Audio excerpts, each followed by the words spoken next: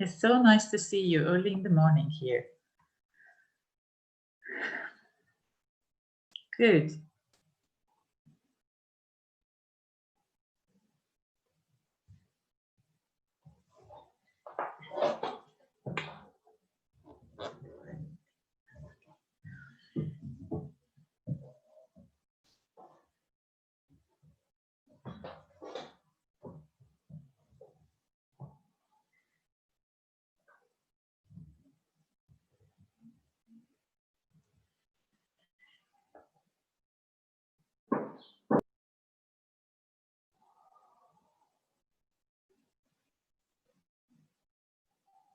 Good.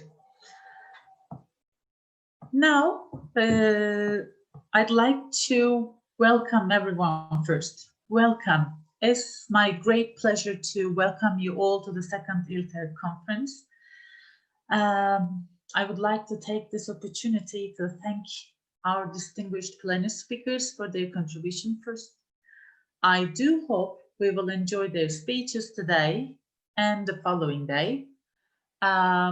We're fortunate to have submissions from researchers in our field, and I would like to thank them all too. Because one of the aims of ILTERG has been to collaborate in research and thus achieve more impact and visibility. And we hope the second ILTERG conference could contribute to that. So maybe here, let me introduce ILTERG at this moment.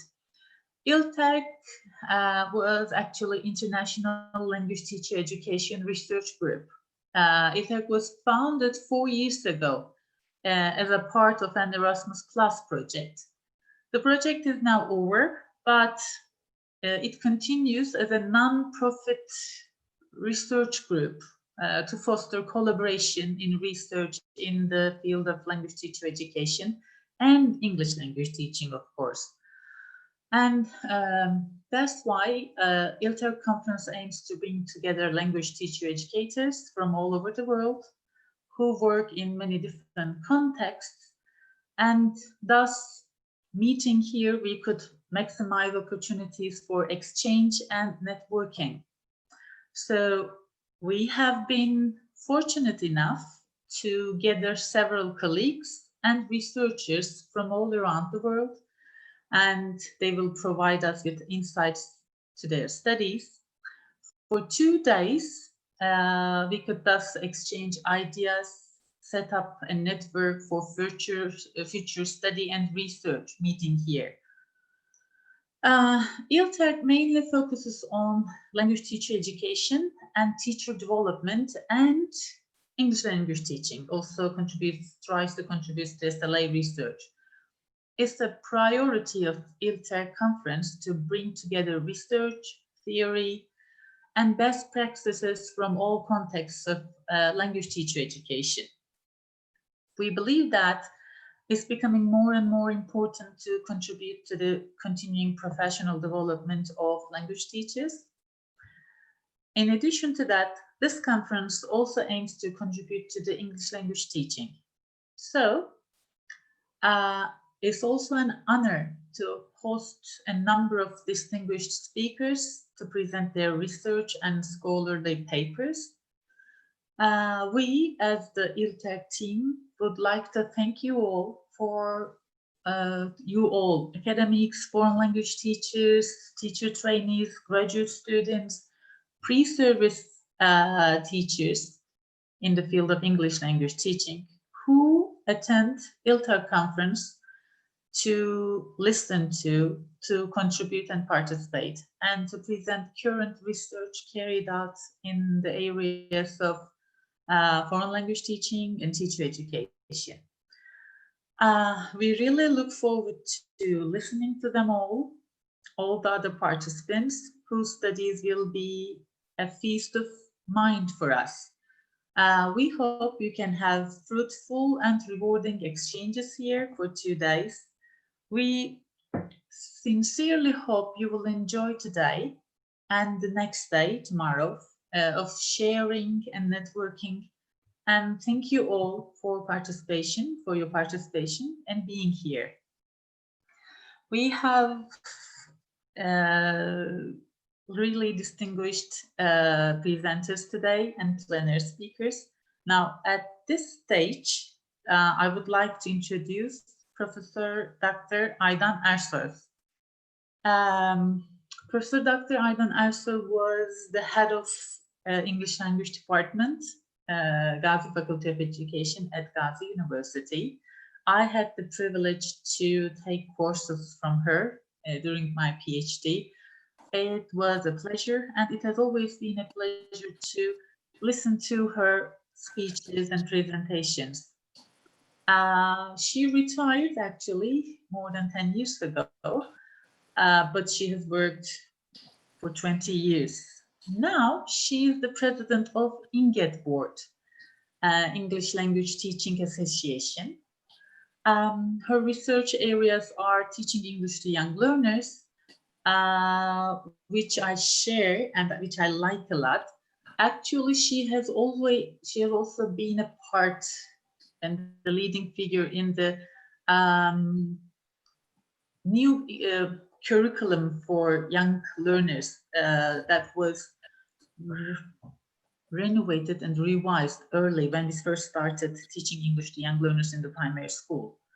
In addition to that, her research areas are materials development, evaluation and adaptation, and teacher training, definitely. So that's why she has always been a figure and in-service training programs of Ministry of Education as a trainer.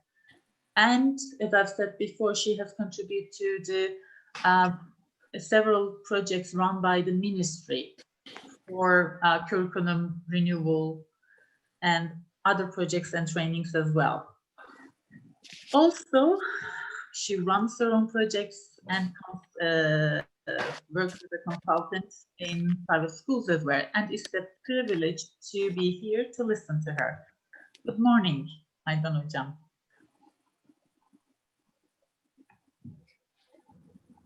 Good morning. Can you hear me? Yes, definitely. We can Great. hear you. This technology is totally new to me. At my age, it's really like struggling with a beast. So if I do something stupid, just warn me, okay? I can definitely try to correct myself if Ali Hoca is here somewhere to help me. Good morning, everyone. It's really an honor to be here, and it's an honor to have one of my former students at the PhD program as my chairperson. Thank you, Gonca Hocam, for inviting me. And I would like to now share my, where is it? Here we go. Good. Yes. Can you see my screen? Yes, everything seems okay. Okay. Can great. I ask for the rest of the audience to mute themselves during the presentation? We will have a question and answer session towards the end. If you like, you can, mute yourself, but write it on the chat box, or towards the end of the session in the last 15 minutes, we can have this interaction. Okay. Thank you. Thank you very much. Yes, it can be sometimes distracting to have background noise. So thank you very much for cooperating. In fact, I would like to begin with sending our best regards on behalf of INGET Board, which is an affiliate of IATEFL and an associate of TESOL. As you know, these are international organizations. And if you're interested to get more information about our organization, please visit our website. You can see the address down there. And I believe you can find almost anything that you need on our website. Today, in fact, my title is, well, it's not a research. Just let me warn you before this. However, I believe that observation and experience are a kind of research. So it is semi-researchal I don't know whether there's any word like that, but I've just made it up. Well, the title is Breaking the Vicious Circle. Don't do what I do as I say. Now, before we begin, I would like to use an analogy. This analogy is language teaching in our country is very much like an old Turkish movie. For those who are not familiar with the concept, please imagine a Bollywood movie without the dancing part. Okay? We have two main characters in this movie, the good girl, which is English, and the good guy, who is the student. Well, unfortunately, in our movie or in our scenario, our main characters are far from being perfect.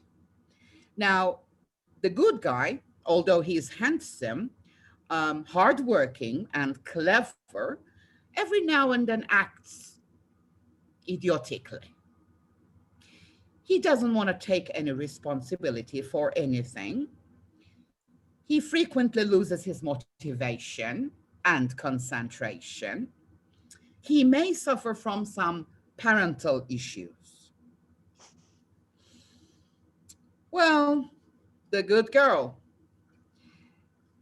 The language. Well, she's rich, extremely rich, and definitely very complex and complicated, like any other language. Very hard to understand. Because she's rich, she's spoiled. And she comes from a totally different sociocultural background. So there are many differences between her and the good guy. And this can be very problematic every now and then. Well, she's moody and she's tense. Is there someone who's taking a shower back in the background? Don't, please. That's very distracting, okay? Well, like any good old Turkish movie, we have the villain. And the villain, guess who? Is the Ministry of Education. Well, if the bell rings, doorbell rings, assume that that's the police. Don't try to save me, just save yourselves, okay? Well, this villain is in fact causing a lot of problems, creating obstacles, coming up with new curriculum, imposing course books that are not fun, presenting several different exams, changing the system into a chaos, if there is any system. Well, in this scenario, though, our good guy is not the protagonist. The protagonist is the teacher, because the teacher has a choice.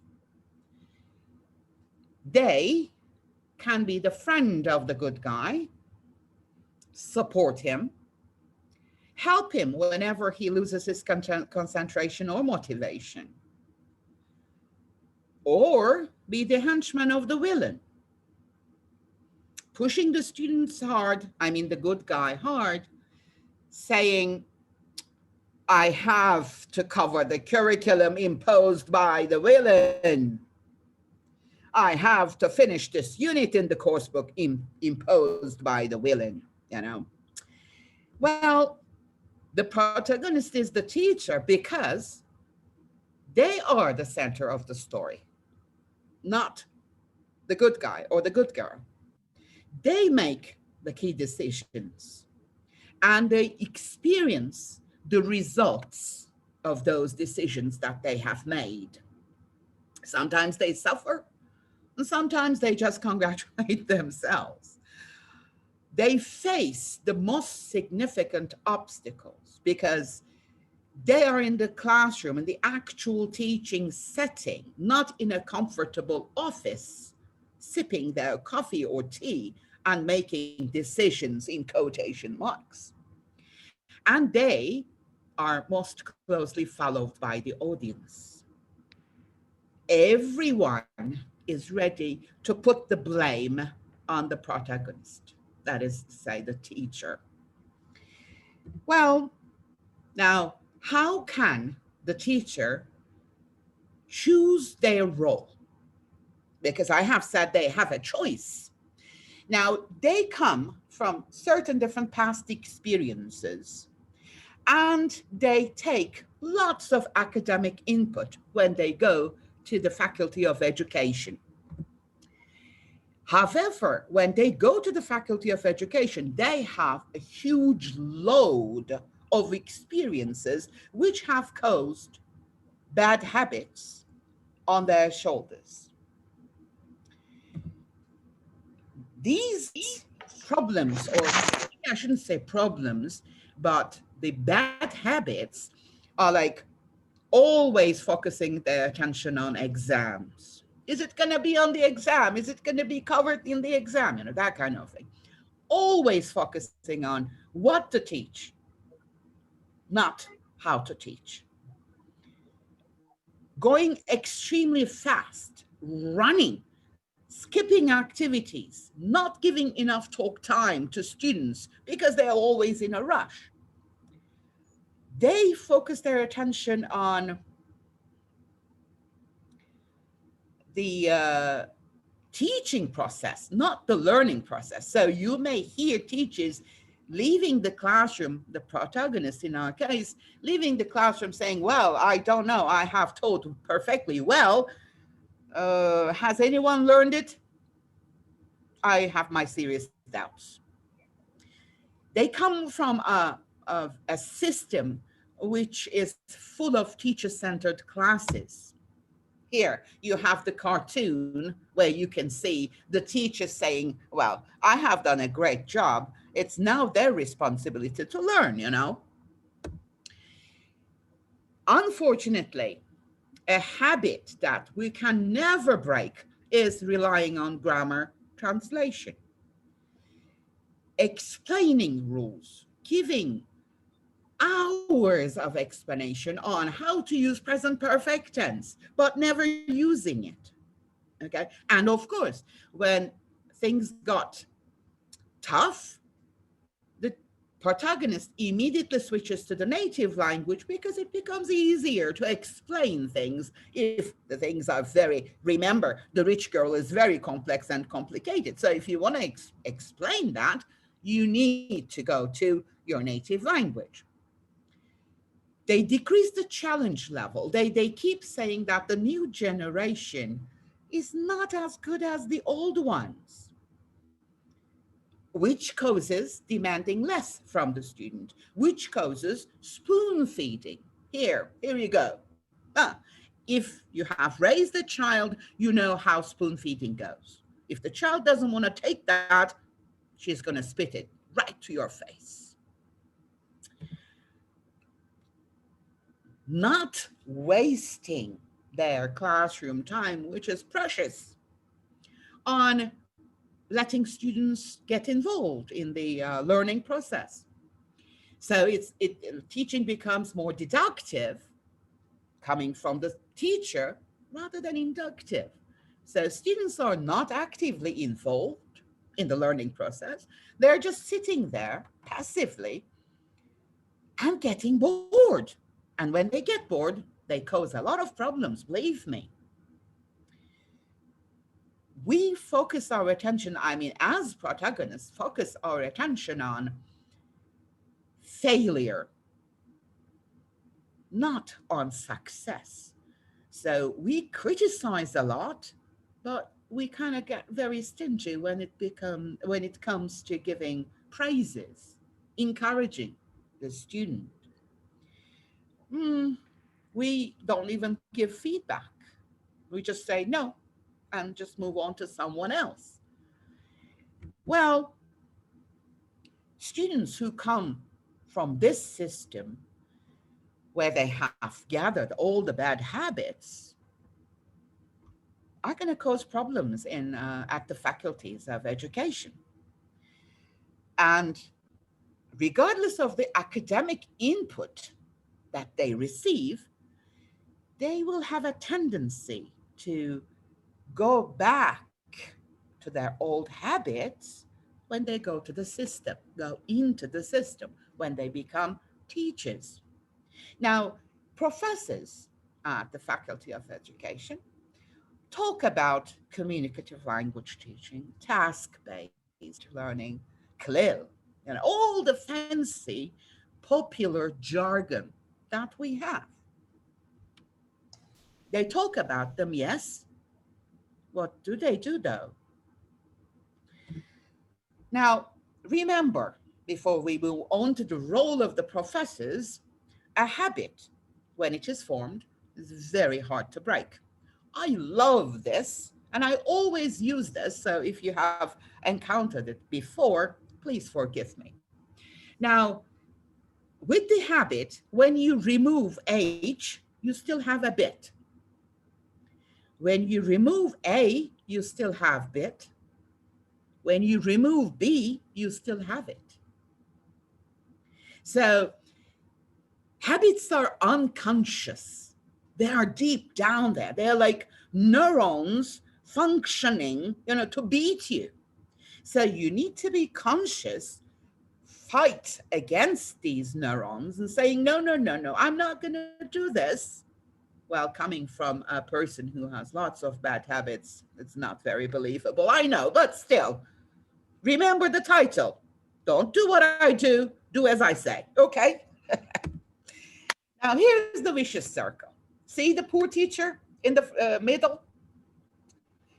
This poor teacher is kind of lost in habits, customs, things that we used to do, Well, yes, they take a lot of courses during their formal education. They pass all the exams, yes, and they even do micro teachings.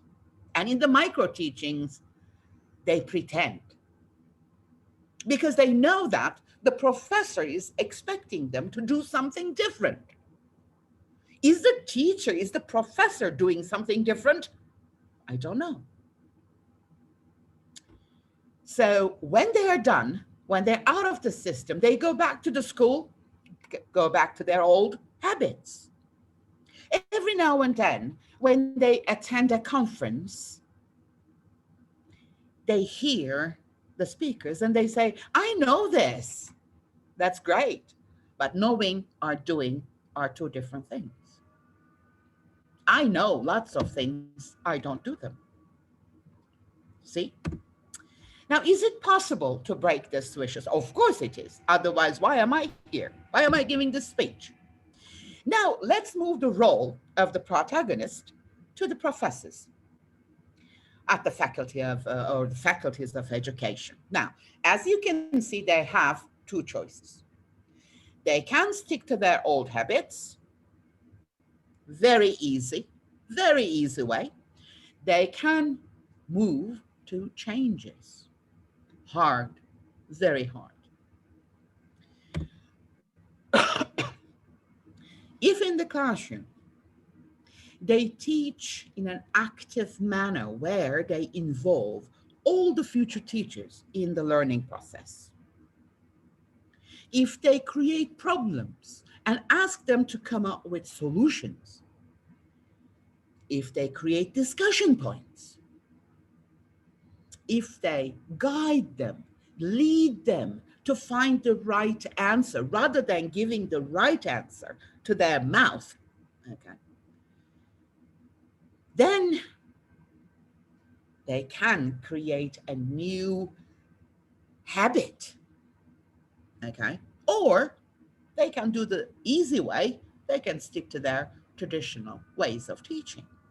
I have heard several teachers saying that, well, at the university, I'm not going to give the name of the university, of course, as you can imagine. At the university, I mean, most of our lecturers or professors taught us in Turkish. What? Why? Remember the rich girl. She's rich. Use the wealth. use it for communication. Why do you switch back to your native language? Because you create a terrible misconception about English. English is not a language. It is a subject matter to study. Well, unfortunately, ask people, English is a language. And there are speakers who communicate in English, you know, believe it or not. So if you communicate in Turkish, try to teach English, what you're doing is a mess. Is a mess, right? Well, remember, you can walk that walk, talk that talk, but your walk always talks louder than your walk. I mean, talk. So how you do things are more effective than what you say. So this goes to the professors at the faculties of education, okay? How can we break this vicious circle? As I've said, habits are more like unconscious behavioral patterns. So in order to break them, we need to have conscious control over them, okay? So the key to this conscious control is reflection. Most probably you're familiar with the term reflective teaching, reflective learning. Reflection is very important, and unfortunately, culturally, we don't reflect. We always put the blame on someone else. We love it. Culturally, we love it. When we look into our image like this little kitty does, we see a lion. It is never our fault. Never. It's always someone else's fault, okay? Well, I mean, you are in this movie, so you have some role in it, right? So when you look into the mirror to see what you're doing, you need to be very critical and very objective. Easy? No, I'm not saying that it is easy, but unless you look into your behavior, what you do, your actions critically, you cannot learn from it. So what you do and what kind of feedback you get from your students is a great opportunity to learn from experience. Because if you critically reflect, then you can change your techniques, you can change your beliefs, you can change your behaviors, you can change your perception, your understanding of learning and teaching. And you will take more responsibility for your actions. I did this, and this happened. How can I change this in order to get a different result, right? Now, in the teacher training programs, we can observe 3 different approaches. The first one, of course, is the traditional approach. It involves passive instruction. Lots of reading, lots of lecturing, the professor being the key point, know-it-all person, okay? So whatever they say, that the professors, I mean, the students keep notes, they memorize the notes, and when it comes to taking an exam, they recreate those words and they pass. Do they learn anything? Research says this approach has little or no impact on learning outcomes. Now, I know that there are certain courses that you cannot teach without using lecture. However, lecturing should not be the only technique that you use in the classroom. Talk, talk, talk, talk, talk, talk, talk. Expect the students to listen to, digest, swallow and digest what you say, and come up with a totally new behavioral pattern. That's a wonderful dream, but it's only a dream. It's not going to happen. That's not how human beings learn. Am I going too fast? I just want to give some time at the end of the presentation just to be able to get some questions. I hope there are some questions. I hope. The next approach, remember teacher training models? Well, maybe we should also change teacher training, because we are not training animals. Maybe we should say teacher coaching. Huh? How about that? Okay, teacher coaching approaches. The second one is experiential approach, which is demonstration. Most of you have taken courses at your university education where the teacher, the instructor, comes to the class, performs, like I did in young learners classes, how to use storytelling while teaching young learners. You observe, learn the correct steps. Are they the correct steps? I don't know, but still, learn the main steps of doing or using that technique, and maybe contributing to that technique, and then imitating that technique. Using songs. Okay. First, the instructor gives short theoretical information. Why are songs important in language teaching? If there is any discussion, you're lucky, and you will end up with the answer that you were looking for and say, yes, because children are very musical. They learn songs better. Songs represent the phonology of the language, where you can hear the rhythm, the pitch, that kind of stuff. Okay, wonderful. This is the outcome. Okay, now how do we teach a song? Observe, look at me. I'm going to do it for you, So my demonstration comes, they look at me, watch, and then I say, Ayşe, next week I want you to find a song to teach seasons and teach it to your friends. So micro teaching, okay? So this is experiential approach. It is better than the traditional approach. It is a little bit more effective than the experiential approach. The traditional approach. However, it is less effective than the performance-based approach.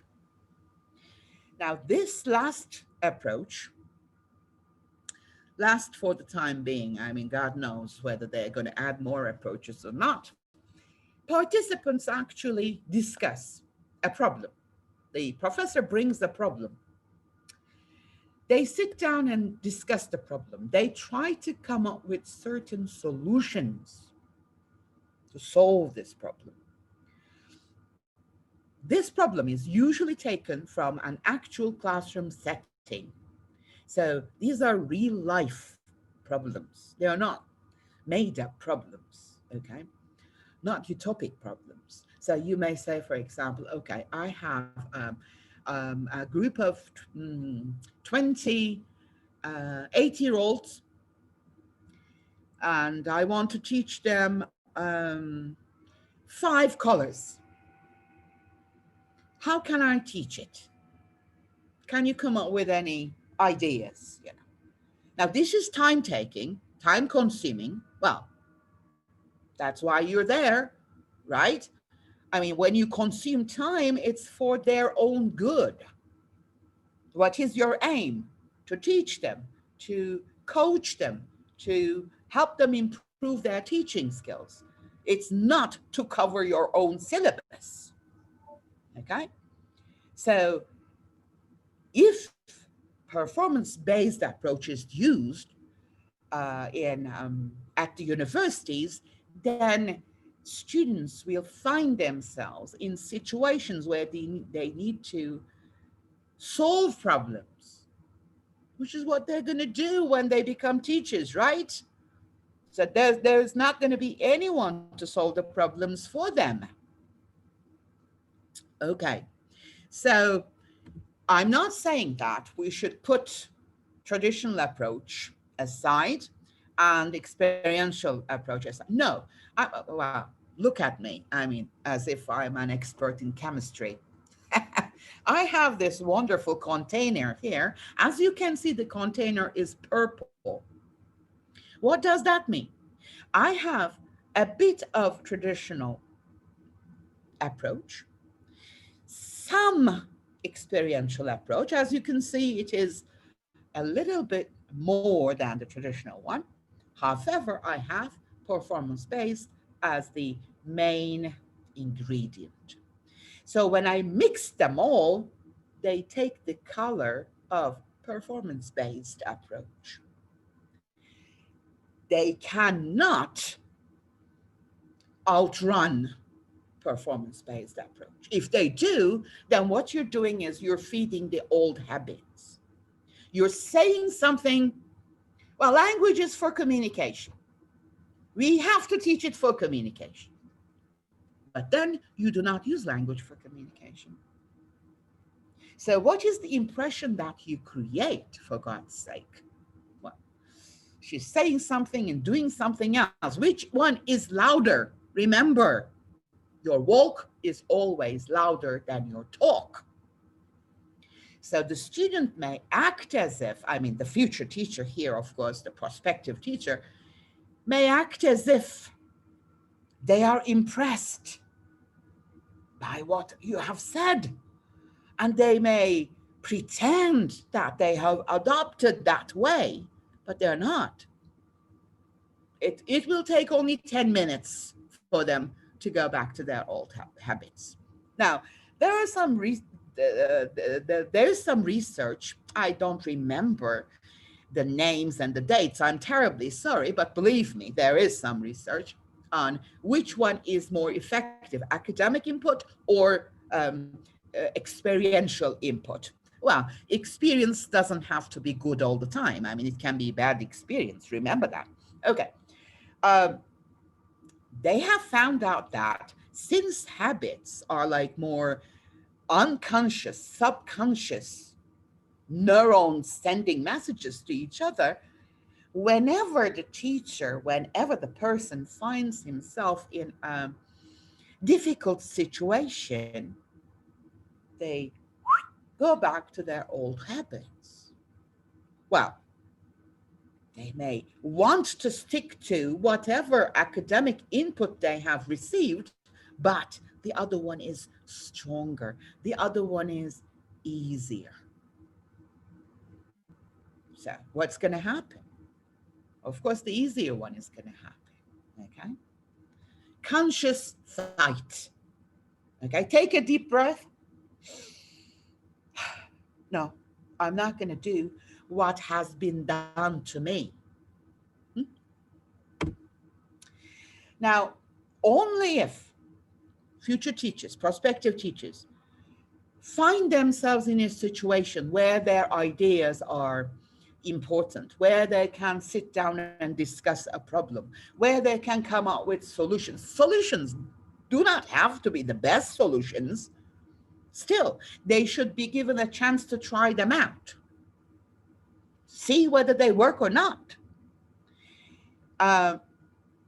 Unless they find themselves actively involved in what they're learning, they're not going to break the cycle.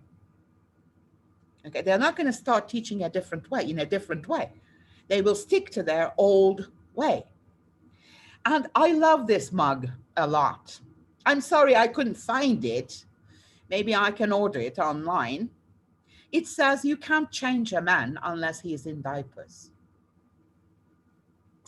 What it means, I believe, is you cannot change anyone unless it's the diapers that you're changing. The only person that you can change is you yourself. Is it going to be easy? No. Very difficult. Very difficult. But only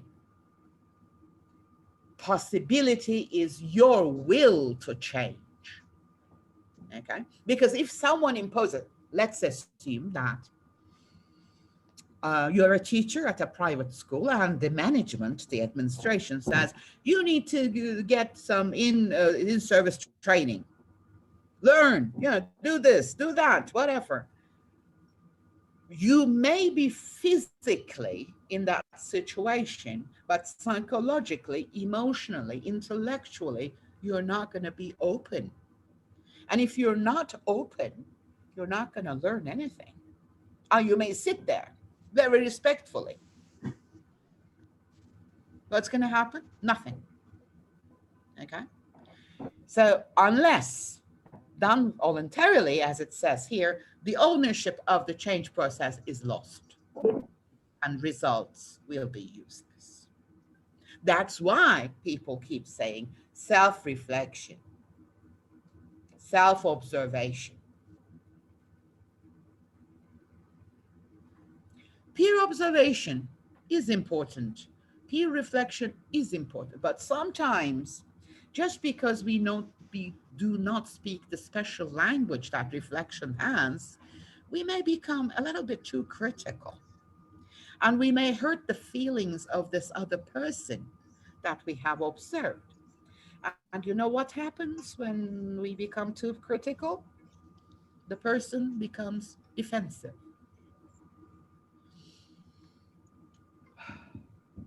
Cultural issues, I believe. I remember seeing parents, beating the floor, putting the blame on the floor just because the kid fell down. Bad floor, look what you have done. I mean, the floor. Can you imagine that culture? The floor is guilty, not me.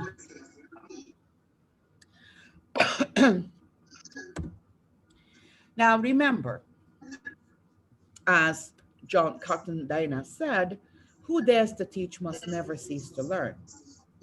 If you're a teacher, you can never say, I'm done. I have learned everything that I can. I have improved myself to the perfection point. No, you haven't. There's still more to learn.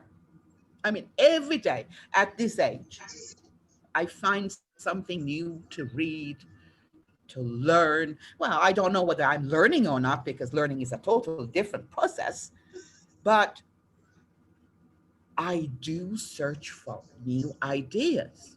Thanks to this virus, I have learned how to use this stupid computer and online teaching techniques. Again, learned with exclamation marks over there. I mean, I still need help, but I mean the process of learning. So you cannot say I'm done. You cannot say, yeah, like an apple, I'm mature enough to be eaten. No, you're not. Okay, you still have a long way to go. Another thing that you need to do as a teacher, as the protagonist, ask yourself, how much have I learned with the traditional approach?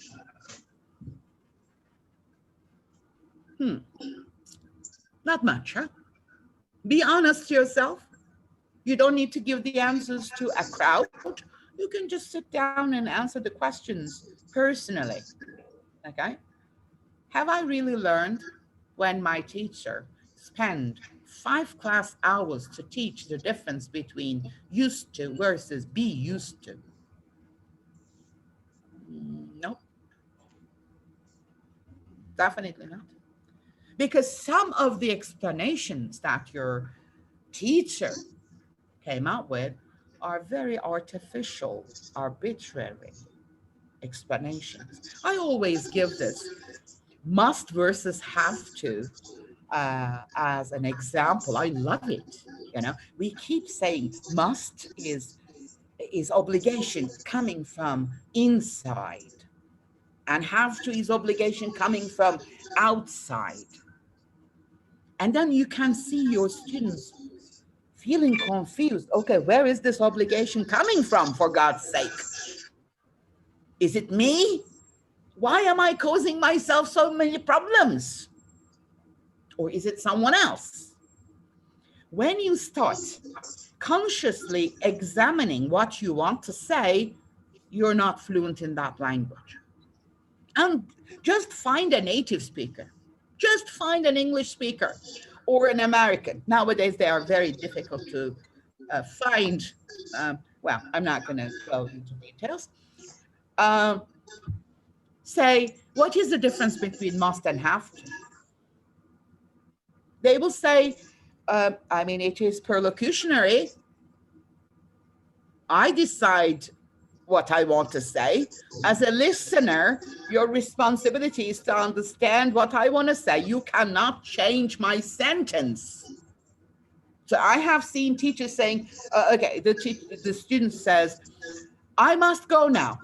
Hey, no, you don't say that. You should say, I have to go now. Why? Because the obligation is coming from, how do you know, for God's sake? This is perlocutioner. This is the speaker. He knows what he wants to say.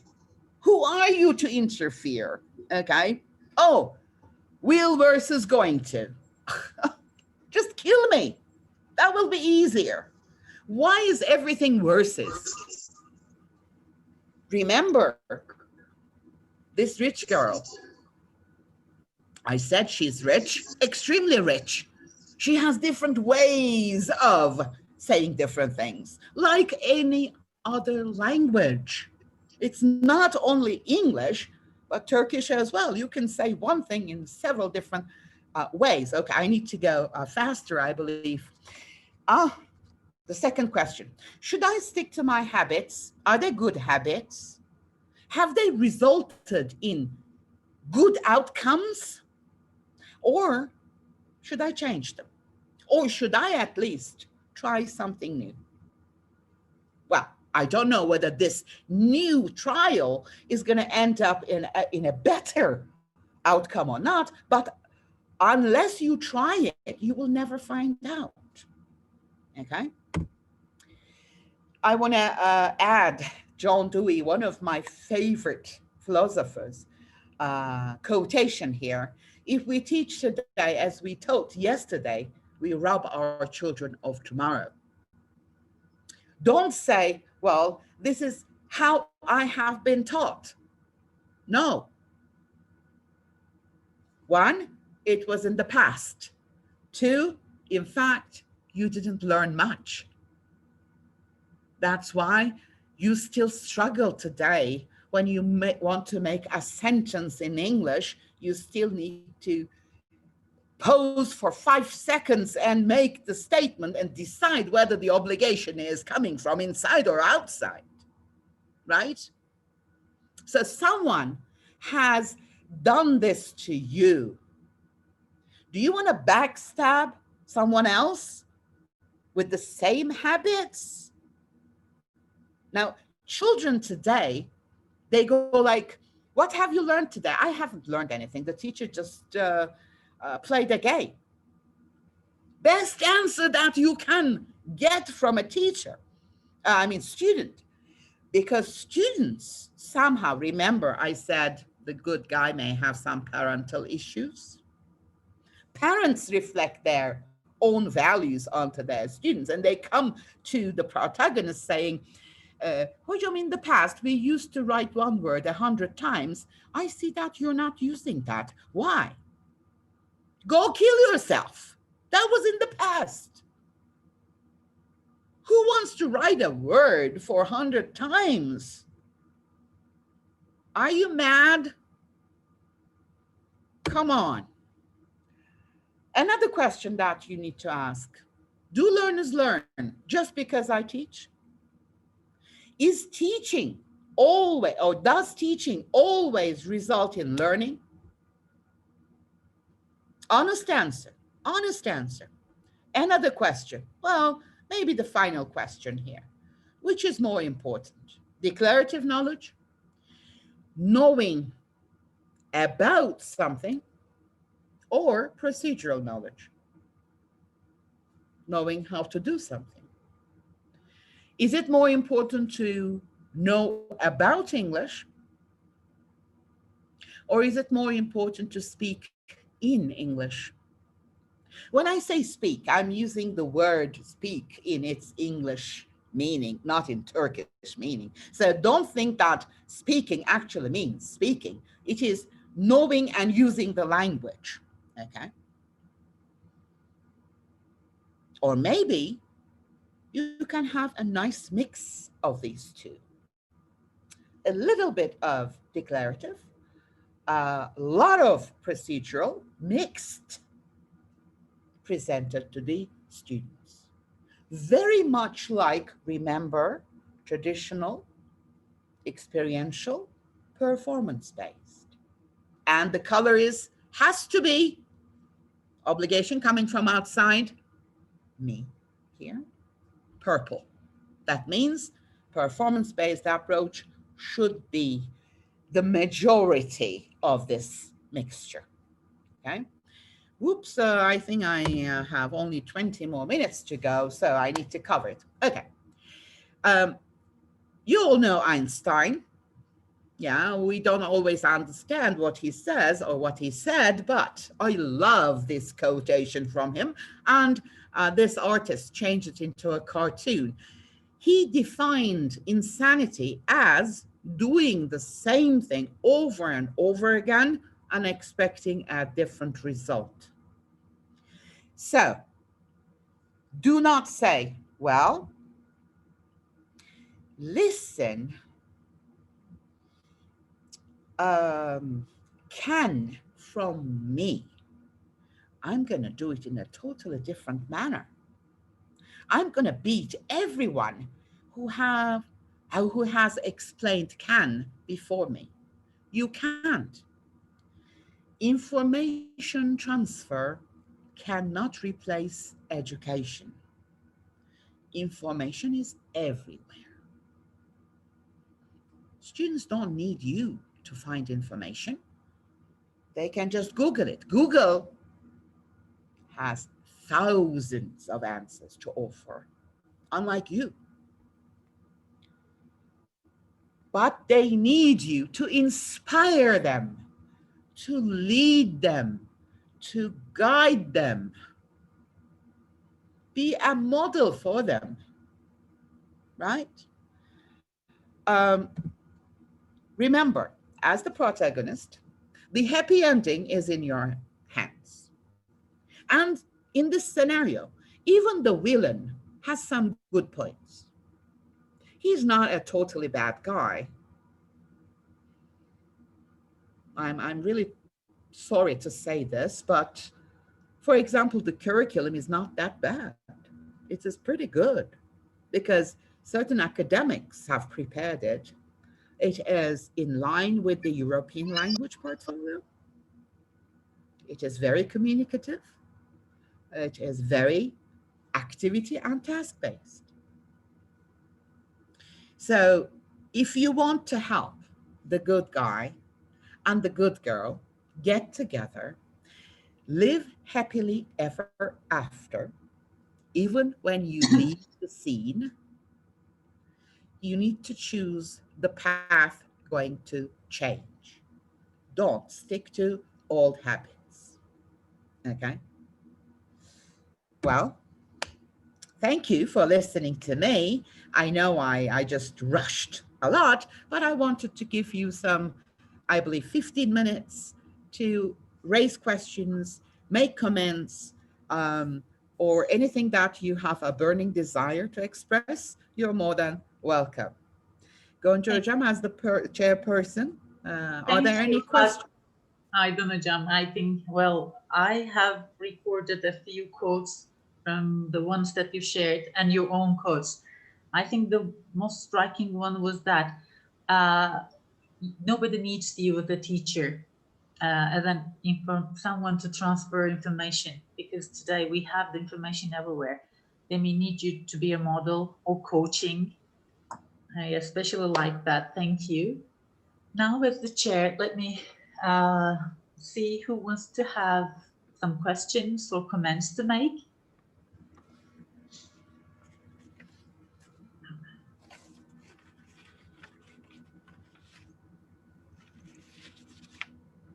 Well, usually people do not want to ask questions, but they may have some comments that they want to make. Yes. Aydan hocam. Yes, I'm here.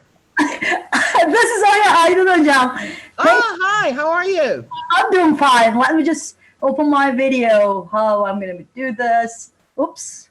Yeah, I'm just trying. We are learning. Yeah, we are learning. Aydan hocam, can you Yes. see me? Oops. Can you see me? Yes. Yes, I can. Your Okay. ceiling is clearer though. Okay, Aydan hocam, thanks a lot for this very inspiring preliminary. Thank you. And I totally agree with you. You know, habits die hard. We can't change this one. And I also agree with you about the point that you were just showing your finger to the schools of education, how we are producing, how we are educating prospective English language teachers in our departments. I think there are lots of things that we can do as teacher educators working in the ELT departments. We can change the contents of our lessons in a way that it's going to inspire our future English language teachers in this or that way. For instance, I'm going to give one simple example. We're doing a lot of micro teachings at schools in the ELT departments. Young learners, for instance, take this one. On majority of campuses, I think in Turkey, there's this daycare centers. Yes, at Gazi University, there was one. And Süleyman Demirel University, there's this one. Maybe the teacher educator who is delivering this lesson can set up some kind of connection with the principal of the daycare center, and they can take their students to the daycare center on campus to do their micro teaching. It is one simple thing, you know, and creating some kind of opportunity for their students to practice it with the real students. I don't know, John. There are lots of things, and it goes with the inspiration, enthusiasm of the teacher educator, and trying to strike some kind of inspiration in the minds of our future English language teachers. I totally agree with you. Thank you. Oh yeah. I don't know. Interrupting, but well, I'm sorry. I can see İlknur Ülker here, who says, "Isn't it important to have declarative knowledge?" Remember, I didn't say you should ignore declarative knowledge. I said, how about a good, nice mix of the two? So you need to have declarative knowledge, especially for older learners, because older learners like young adults and adults will need some declarative knowledge. But for young learners, you don't need any declarative knowledge. You need procedural knowledge. So of course, I'm not, in this presentation, whatever I said is not discarding one thing, doing something else. No, I'm just saying discard your old habits, try new ones.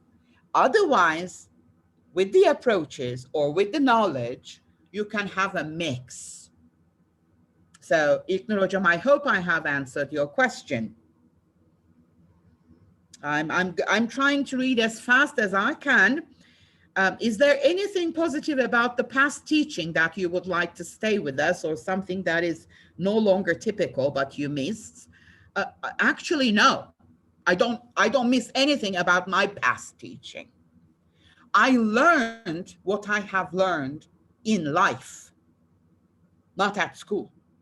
Because I don't know how things are in your own country, Dorota. I don't know whether I'm pronouncing your name correctly or not. Here, school is very boring. Sorry, very boring. Everyone expects you to, this is not only English, for God's sake, it is for each and every class. You're expected to sit there passively without causing any problems, without asking questions. I know teachers who say, what kind of a stupid question is this? But at the university, we teach our students, future teachers, that each and every question is precious. There's no stupid question. If there is a question, it is valuable. Okay? So what I miss about past teaching is the teacher's perspective. Teachers were more comfortable because they were all disciplinarians. Students were like, shh, sit like a flower. So from the teacher's perspective, yes, I do miss, I wish I had that power today. But you know what? I don't. Because it's always good to have students challenging you, coming up with a new idea, something that you have never thought before. You're a human being. Just because I'm a professor, and I'm a professor, just because you're a professor, you're not God. You cannot know everything. So, Gonca Hocam, is there anything that you have noticed? I'm Sorry, doing in questions you're saying? I can make a comment. Oh my God, my friend. Hocam, I How missed are you. Fine, It's fine. so nice to see you. Likewise. Thank you for this wonderful talk. And, Thank you very much. I'm looking forward to yours. Thank you. You were sort of paving the way to my talk when you said old habits die hard. That's the core of my my talk, and I'm going to suggest something in that direction, but I will focus on the unconscious, because I think the unconscious is very benevolent and we don't use our unconscious. That's my first comment. Second comment is I'd like to remind everyone of our 2006 curriculum that we prepared in your guidance. I think that was a major breakthrough. Not everyone did a good job. We did. Not everyone remembers the 2006 curriculum. Then the others came, 2013, 17, 18. And now I think there's been a major breakthrough because you don't find any grammar in MEB books.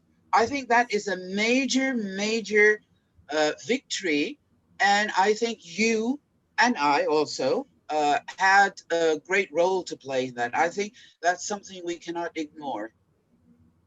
And we have fought very hard, remember, just to remove any grammatical objective in the curriculum. Yeah. But I think we have done a good job. And all the academics are following our path, thanks, what can I say? Because, I mean, aklın yolu birdir, right?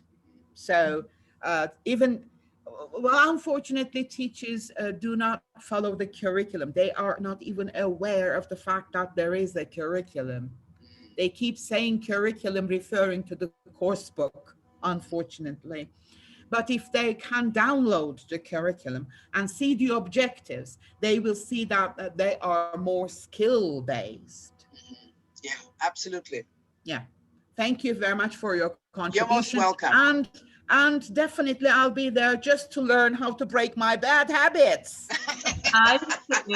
Well, the curriculum was skill-based, and it was really a breakthrough, a reform in education. What was the problem later? What has been the problem is the bad habits. Excellent. Because the teachers were instructed in that way. And although, your formal education, teacher training is a part of your teacher cognition, but also the time when you were a student, what you experienced, your experiences is a part of it. So that's why we have those bad habits. I always say teaching grammar through chemistry formulas, Yeah. plus verb in kind of thing. Who speaks that way, thinking of the formula first and then puts in some words? Yeah. I just say to the pre-service teachers that you have been exposed to radiation and you have some health problems now. Don't expose these children to the radiation again. First recover yourself, okay, and do things in a different way. It's kind of similar. Break the habits so that you have this chemistry formulas in your mind. Always having this habit to translate. First think in Turkish and then try to translate it to the target language. Yeah, And also, that's a great comment. Gonca Thank you very Hocam. much for your contribution. There is Murat Hoca here who says, what can you say about teachers must have skills for teaching online? That's not my field. I'm not a professor who can do everything. I'm just a normal person. I strongly suggest you listen to Sedat Akayolu's presentation. I mean, he is really great in his field and he's an expert in teaching online or teaching using ICT, you know, that kind of thing. Well, I'm still in the process of learning, so I cannot say anything related to your question. I just strongly suggest Sedat Akayolu's speech. Anything else radical? Can I come back to Gonca Hoca's radiation example? I think the reason why teachers are not familiar with the curriculum is that they feel that it has been exposed to radiation.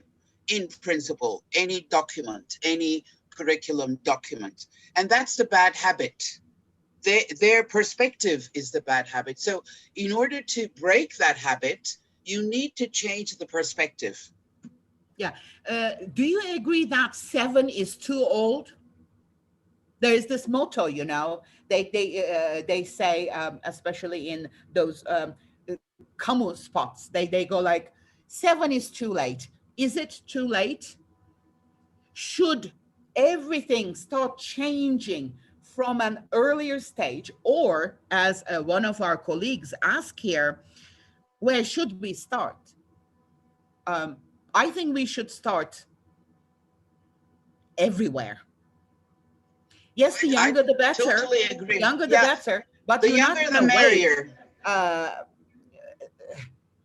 till that person comes to your high school class. No, you start changing things in your classroom, maybe little by little, but you're going to get some resistance from your learners. Be ready for that. So they're going to say, Hocam, you didn't explain anything. Hocam, you didn't give us the grammar rule. Hocam, you didn't give us this and that. And you're going to resist because remember, I said change is never easy. You will definitely encounter social resistance coming from your own colleagues, coming from your students, coming from the parents. Oh, for God's sake, they know everything, don't they? Yes, they do. Oh my God. I mean, well, you're going to go home.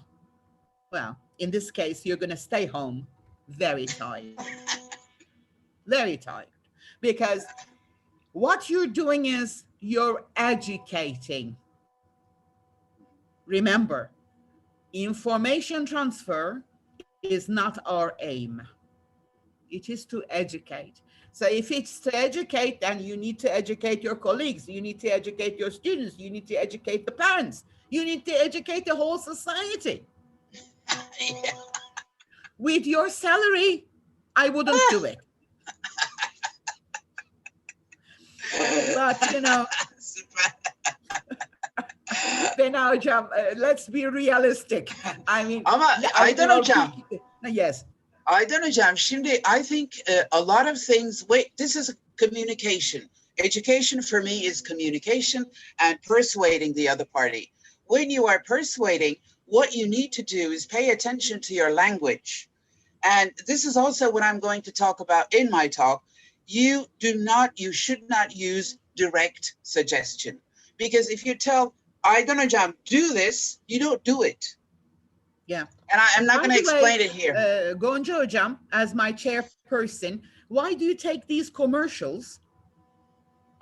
Where are the What commercials? Bena Hocam is continuously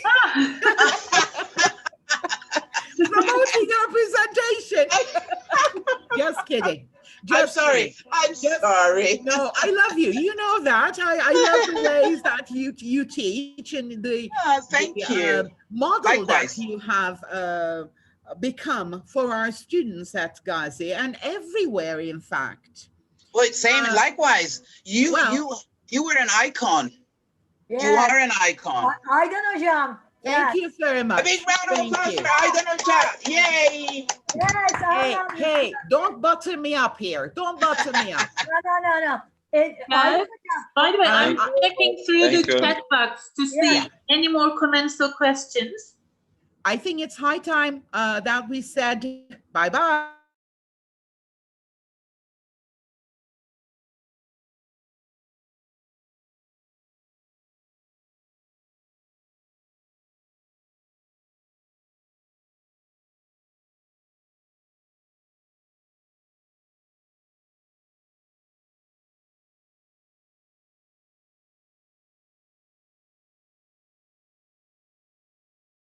Give us what to do. Should we just leave the chat room, come back with Yasemin? We can